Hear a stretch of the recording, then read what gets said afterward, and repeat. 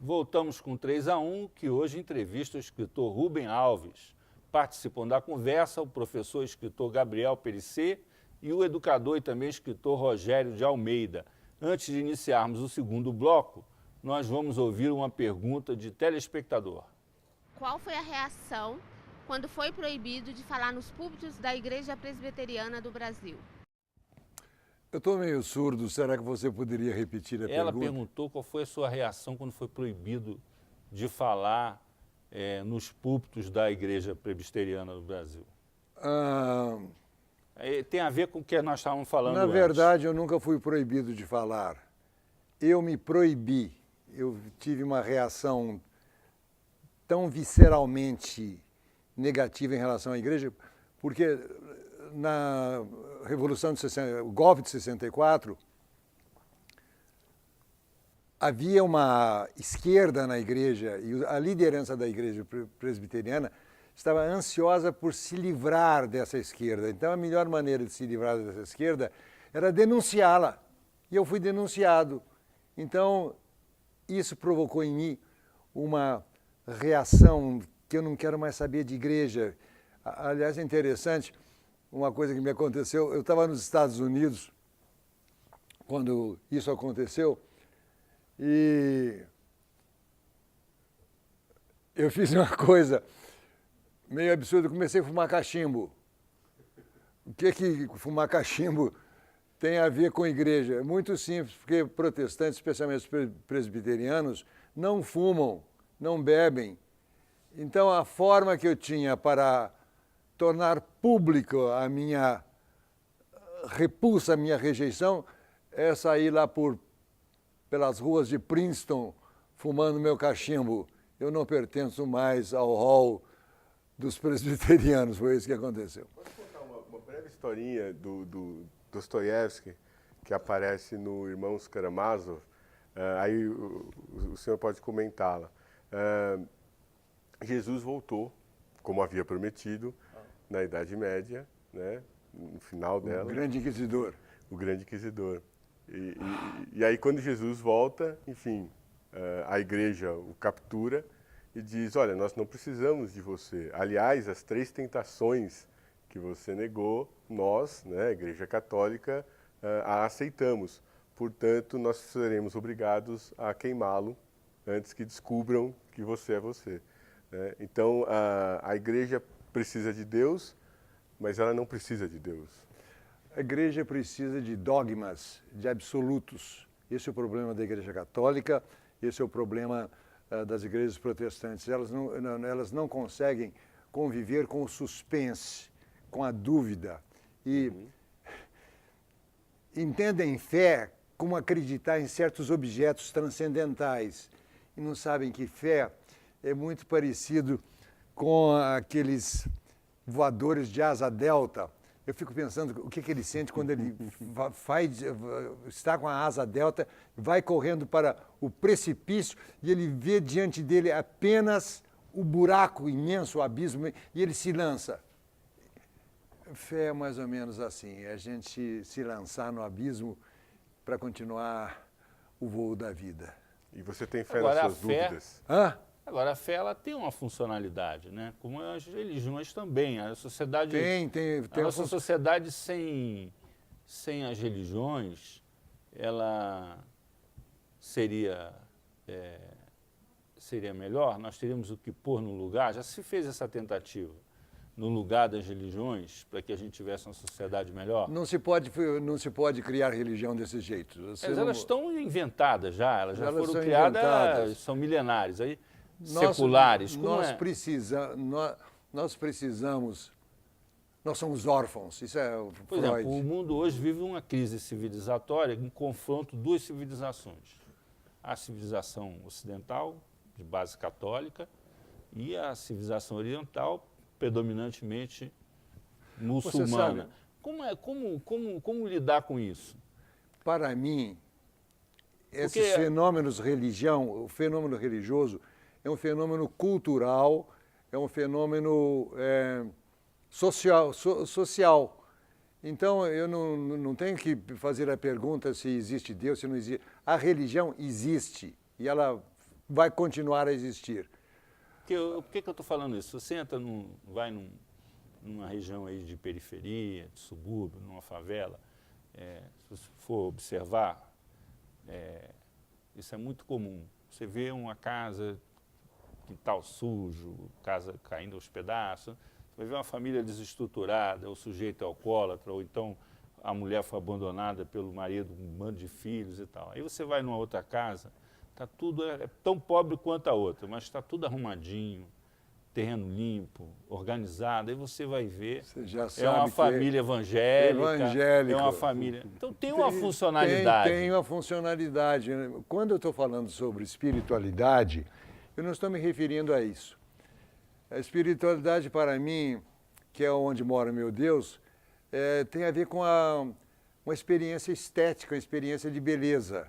Não tem nada a ver com a existência de seres espirituais que são essenciais nas religiões, dentro das religiões. As religiões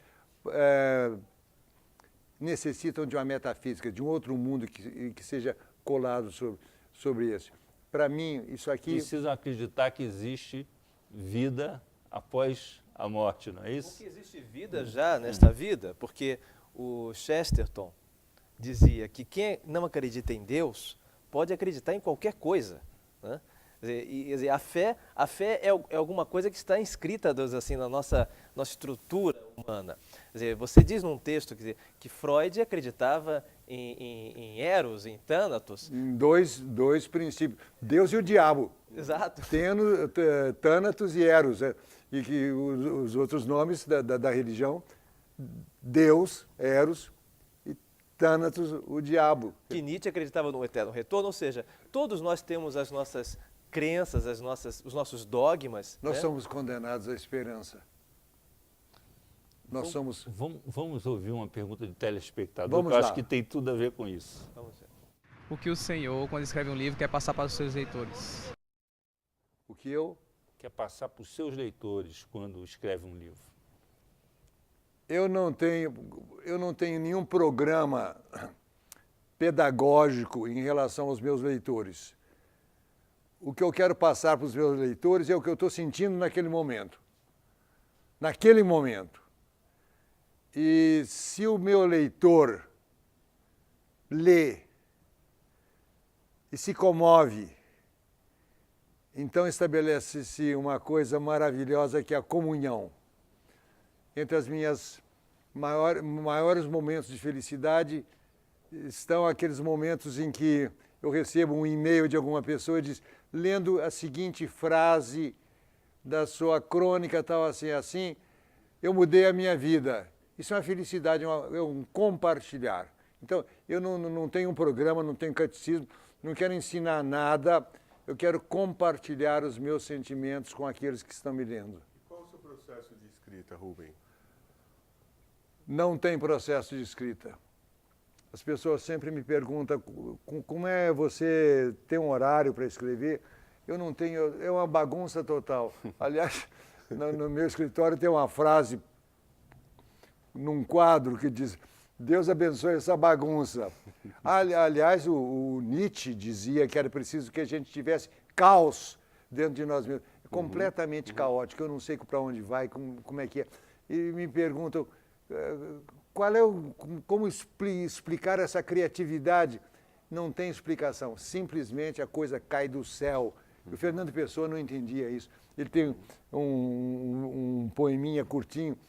Às vezes tenho boas ideias que se transformam em poemas. Depois de escrever, leio, me espanto, pergunto, como pensei isso? Como escrevi isso? Isso é muito melhor do que eu. Quer dizer, ele não sabia como é que acontecia o processo criativo dentro dele mesmo. E eu acho que é exatamente o processo criativo da mulher que está grávida. Ela não sabe o que está acontecendo. E a coisa acontece a despeito da nossa ignorância. Nosso corpo é criativo. Nós temos Nosso mais... corpo é criativo. O corpo tem sabedoria. Eu já disse, inclusive, que os moluscos que fazem aquelas conchas maravilhosas, conchas que têm um rigor matemático, o molusco não sabe matemática, mas o corpo do molusco sabe. Nós temos mais uma pergunta de telespectador. Então vamos lá. Eu gostaria de saber se houve alguma influência em relação aos seus pais, o que te levou a escrever ou a ler.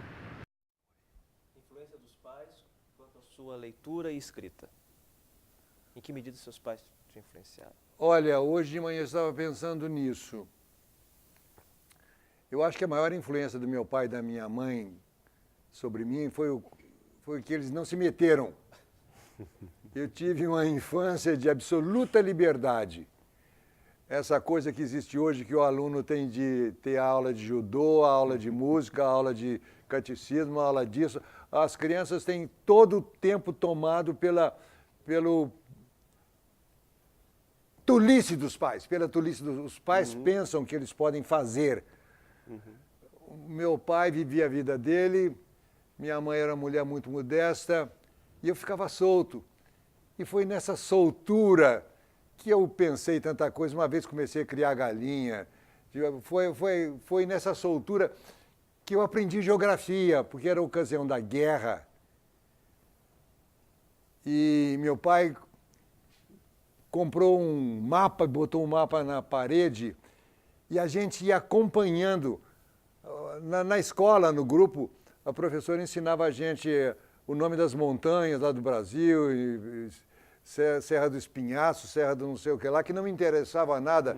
Para mim aquilo era apenas um nome. Aliás, muito da educação no Brasil, apenas nomes. Mas aí quando o repórter Esso anunciava e Stalingrado continua a resistir, nós íamos lá no mapa, eu aprendi a geografia com meu pai mostrando no mapa como é que as coisas eram. Na escola eu não aprendi nada. Como que o senhor vê nesse sentido esse sequestro da infância que foi instituído, né, com a entrada da criança obrigatoriamente aos 6 anos na escola, né? Então a infância foi sequestrada, a criança tem pouquíssimo tempo de brincar e ela é introduzida nesse universo cada vez mais cedo da disciplina, do horário, das atividades. Por quê? Porque os pais, às vezes eu digo uma coisa, eu tenho medo de ofender, mas eu vou falar. Sou velho, tenho o direito de dizer o que eu quiser. Os pais eu os considero os maiores inimigos da educação.